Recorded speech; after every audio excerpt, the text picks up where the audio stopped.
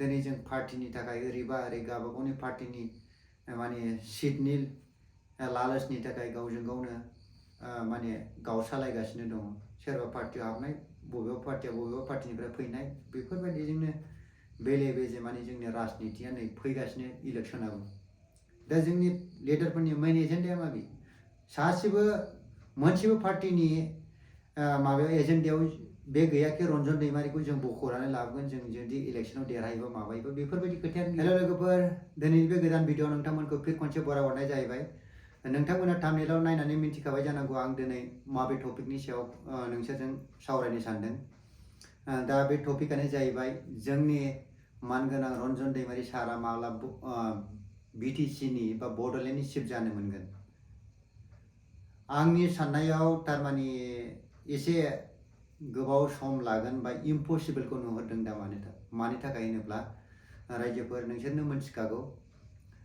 दा दिनै होनो थांनाय 17 बोसोराव हाग्रामा महिलारिया रन्जन दैमारिखौ बख'वाखै मानो होननानै। ओमफ्राय दिनै आदा प्रमद बर' सरकाराव दिनै एग्रिमेन्ट सिगनेटरि हिसाबै सिगनेचार खालामखांनायनि उनावबो दिनै मानो बख'वाखै होननानै। नाथाय बुंनो थाङोब्ला आं नोंसोरनो डाइरेक्ट खोथाखौ बुंनो सानो। दानि बे गोदान सरकाराव जाय एग्रिमेन्टखौ लाबोदों बे एग्रिमेन्टआवनो बिथांखौ बख'नांगौमोन। नाथाय जोंनि बयबो बर' समाजाव जेबायदि रन्जन दैमारि सारखौ मानियो, बे मानिनायाव माने बिखौ बख'योब्ला माने जोंनि बे बड'लेण्ड एरियायाव बयनिफ्राय मुंदांखा फेमास मानसिया बेनो जागोन आरो CMनि चेयारखौ बेनो मोनगोन होननानै गिनानै माखासे पलिटिकेल फाव फान्दायनायाव दिनै बिथांखौ जेलनि सिङाव सोफिननाय जादों। बेयाव गोबां खोथा नोंसोर ससियेल मिडियानि गेजेरजोंबो सावरायनायफोरखौ नुनो मोन्दों आरो बुजिनोबो मोनखायो। जाय सिगनेटरि हिसाबै एग्रिमेन्ट खालामनो सिगनेचार खालामदों बे मानसिया दसि मारै जानो हागोन? दसि मोनब्ला बेखौ सिगनेटरि खालामनो थाखाय जेलनिफ्राय लांनांगौ दरकारानो गैयामोन। आरो जुदि बियो सिगनेचार होआबानो बे एग्रिमेन्टआ जायामोन, अब्ला मारै बियो जानो हाथावगौ? दा जुदि सिगनेचार होबायबा बेनाव दसिबो थाया। दिनै बेखौ बर'नि बयबो मिन्थिखागौ। दिनै माखासे मानसिफ्रा माने UPPL BPF बेबायदि पार्टीखौ लानानै बै इमसनेलखौबो बुथारनो नागिरदों। बै जाय पाब्लिकफोरखौ गोदो समनिफ्राय 35-40 बोसोरनिफ्राय गावनि जिउनि थैनाय थांनायखौ गियालासे हाग्रा बंग्रा खारनानै जाय जाथिखौ गोमालांनायनिफ्राय होबथाबोदों, बेनि सायाव दिनै जेबो गाबनाय दुखु नांनाय जेबो माबा गैया। दानि जुगाव बयबो सेल्फिश जोबखासै, मिन्थिखागौ। सोरनिबा न'आव खहा जादों, नुकसान जादोंबा बेहालाय मा? जेबो टेनसन गैया, गाव गावनि न'खराव सुखुबानो जायो। दिनै बेबायदि साननायजों बा थिंकिंजों सोलिबाय थायोब्ला जोंनि जाथिनि गेजेराव मोजां खामानि मावग्राया माला फैगोन? सोर फैबावगोन? सोर उजिबावगोन? गाव गावनि उदै बा सियारनि थाखायल' जुदि समाजाव खामानि मावोब्ला। दिनै लासिं सिं माने जोंनि बर' हारिया सासे जोंनि फाइटारखौ, सासे जोंनि फ्रिडम फाइटार, बियो जोंनि जातिखौ रैखाथि खालामबोनाय, जाय समाव जोंनि जातिखौ फिसा फिसा जातियाबो नाख्रेबबोनो बा जोंनि राव हारिमुखौ माने गादबनानै दोननो नाजादोंमोन। बे समाव बुजिनानै बिथांमोना जे जोंखौ लासै लासै गावनि भाषा संस्कृति हारिनि गासिखौबो रैखाथि होबोदोंमोन। दा बिसोरखौ दिनै नायफिनाखै। मोनसे पार्टीया थांबाय 17 बोसोराव बिथां हाग्रामा महिलारियाबो सासे जोंनि क्रान्तिकारि, जोंनि हारिनि थाखाय। बेनि समाव बियो गाव जे समाव सिगनेटरि खालामनानै एग्रिमेन्ट खालामनानै लाबोदोंमोन, गावनि जेसेबांखि भलन्टियार मानसिफोर दंमोन बेफोरखौ गासिबो बिसोर उदांबो खालामदों। गोबां साख्रिबो सोनो हादों। साख्रियावबो सोदों माने हाबखादोंबो गोबां। BSF CRP पेरामिलिटारियाव गोबां थांदों, खायसेया थाङाखै। नाथाय बै समाव बैनि एग्रिमेन्टआव बिदि जायाखैमोन। दिनैनि बे BTR एग्रिमेन्टआ दिनै मानि थाखाय आलदा? मानि थाखाय आलदा? एग्रिमेन्टनि सिगां जे जाथायफोर जानानै थांबाय, गाज्रि मोजां जेखि खालामाखै खालामलांबाय, बेखौ आंबो बुजिबाय दि बबेबा समाव बेफोरबायदियाव मोनसे इफेक्टिभ खामानि मावोब्ला मोनसे इफेक्टिभ खामानिखौ मावनांगौ जायो।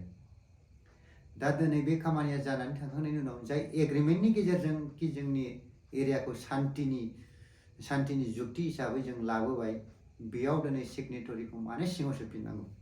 बे सारासर जोंनि जाथिनि लिडारफोरनि फान्दायनायाव जानाय बे मोनसे षड्यन्त्रसो। दिनै जोंनि बिटिआर एरियायाव जेसेबांखि जौगायाखै मानो, डेभेलपमेन्ट जायाखै मानो, बड'लेण्डआव जेब्लासिमनाखि एक्स एनडिएफबि आरो रन्जन दैमारि सारमोना जेलनिफ्राय गबोआ अब्लासिम डेभेलपमेन्टखौ सेटिसफेक्सन गैया। दिनै जोंनि बर'नि राजनितिनि माखासे एजेन्डाफ्रा माने न' बां होनाय, खुन्दुं होनाय, माबा माबि बेफोरबायदिनो होदलानानैनो राजनिति गेलेगासिनो दङ। साख्रि बाख्रिथ' सोनो हाखाया जोंनि बिटिआरनि दा गभर्नमेन्टआव, साख्रि होनो हाया, आरो जाय साख्रिनि इन्टारभिउ होखांनाय बेयावबो एपइन्टमेन्टखौनो होनो हायानो।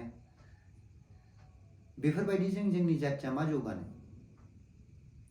दिनैबो जोंनि बिटिआरनि बा बड'लेण्ड एरियानि खना खनला जायगायाव गोबां बर' गामि दङ, जेराव दिनैसिमबो जों ससियेल मिडियानि गेजेराव आंथ' खैर थाङाखै, जों माने खना खनला जायगायाव बांद्राय थाङाखै, माने जोंनि बिटिसिनि बड'लेण्ड एरियायावनो माखासे बर'फ्रा दिनैबो औवानि न'आवनो थायो।